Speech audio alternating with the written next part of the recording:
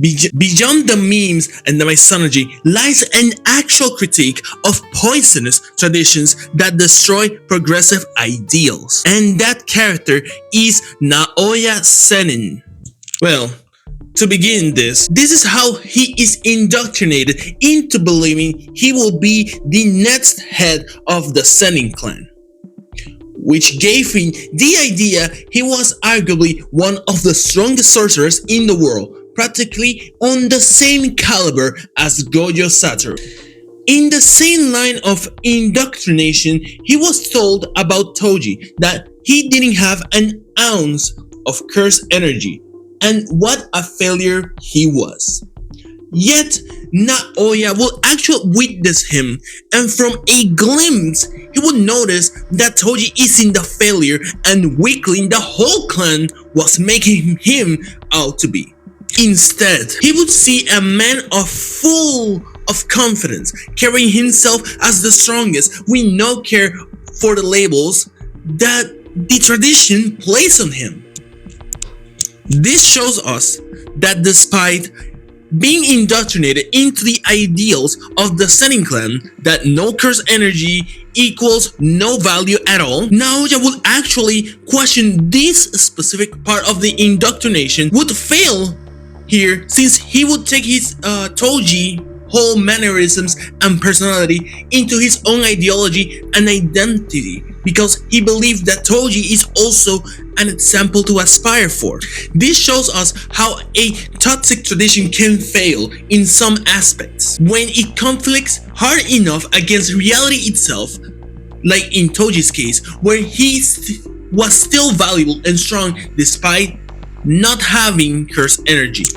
However, the next moment we meet Naoya is when he is fully grown, following the death of Naobito Zenin, the actual and current head of the Zenin clan, during the Shibuya incident.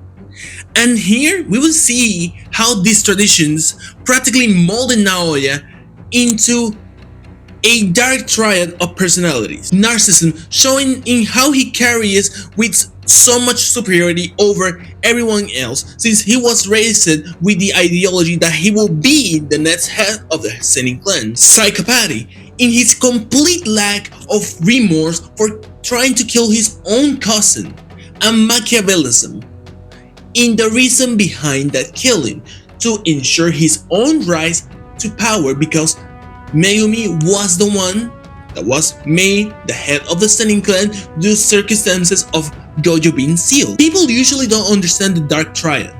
It's often used as a hype edit without many thoughts, or people just focus in the aspect of psychopathy. But in Naoya's case, I want to bring attention to his narcissism, since this was practically curated by the Zenin clan from the moment that he was a child, built on entitlement of being their chosen successor. However, this narcissism would actually get him killed in the encounter with Maki in the Zenin complex after Maki had ended everyone who was fight ready. They will meet, and despite being the only one with an actual chance of beating her if he used a weapon, mind you, he's not afraid of using weapons, as he's shown in his fight against Choso. Under his delusions, he wanted to prove he stood on the top echelon of sorcerers.